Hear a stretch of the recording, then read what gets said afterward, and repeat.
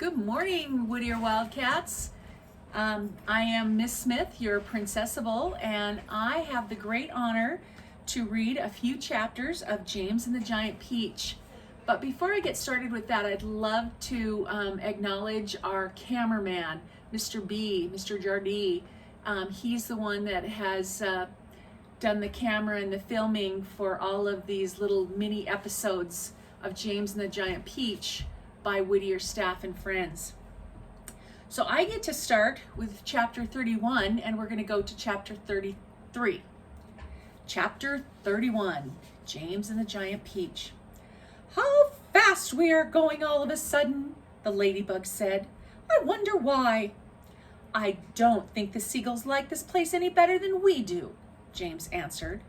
"I imagine they want to get out of it as soon as they can. They got a bad fright in the storm we were just been through." Faster and faster flew the eagles, skimming across the sky at a tremendous pace, with the peach trailing out behind them. Cloud after cloud went by on either side, swiftly, all of them ghostly white in the moonlight. And several more times during the night, the travelers caught glimpses of cloud men, moving around on top of these clouds, working their sinister magic upon the world below. Once they passed a snow machine in operation, with the cloud men turning the handle and blizzards of snowflakes blowing out of the great funnel above. They saw huge drums that were used for making thunder, the cloudmen beating them furiously with long hammers. They saw the frost factories and the wind producers and the places where cyclones and tornadoes were manufactured and sent spinning down towards the earth. And once, in a deep hollow of a large billowy cloud, they spotted something that could only have been a cloudmen's city. There were caves everywhere running into the cloud, and at the entrances into the caves, the cloudmen's wives were crouched over little stoves with little frying pans in their hands, and they were frying snowballs for their husbands' suppers. And hundreds of cloudsmen's children were frisking about all over the place and shrieking with laughter and sliding down the billows of the clouds on toboggans. Toboggans are big sleds. An hour later, just before dawn, the travelers heard a soft whooshing noise above their heads, and they glanced up and they saw an immense gray bat-like creature swooping down towards them directly out of the dark. It circled round and round the peach, flapping its great wings slowly in the moonlight and staring directly at the travelers. Then it uttered a series of long, deep, melancholy, and that means very sad, cries and flew off again into the night. "Oh, I do wish the morning would come soon," Miss Spider said, shivering all over. "Oh, it won't be long now," James answered. "Look, it's getting light over there already."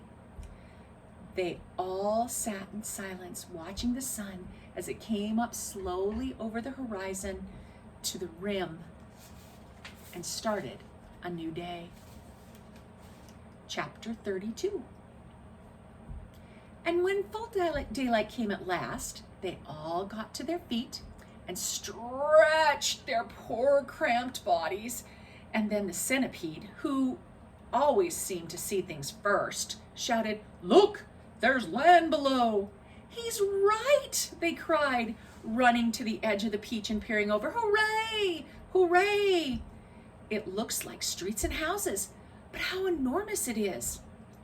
A vast city glistened in the early morning sunshine and lay spread out 3,000 feet below them. At that height, the cars looked like little beetles just crawling among the streets. And the people walking on the pavement looked no larger than tiny grains of soot. "But what tremendously tall buildings!" exclaimed the ladybug. "I have never seen anything like them before in England. Which town do you think it is?" "Oh, this couldn't possibly be England," said the old green grasshopper. "Then where is it?" asked Miss Spider. "You know what these buildings are," shouted James, jumping up and down with excitement. "Those are skyscrapers. So this must be America. And that, my friends, means that we have crossed the Atlantic Ocean overnight." "You don't mean it!" they cried. "It's not possible. It's incredible. It's unbelievable." "Oh, I have always dreamed of going to America," cried the centipede. "I had a friend once who—" "Be quiet," said the earthworm. "Who cares about your friend? The thing we've got to think about now is, how on earth are we going to get down to Earth?" "Ask James," said the ladybug. "Oh, I don't think it should be too difficult," James told them. "All we have to do is to cut loose a few seagulls. Not too many, mind you, but just enough so that the others can't quite keep us in the air. Then down we shall go, slowly and gently, until we reach the ground. Centipede will bite through the strings for us one at a time." Thanks, guys. I hope you enjoy the next reader.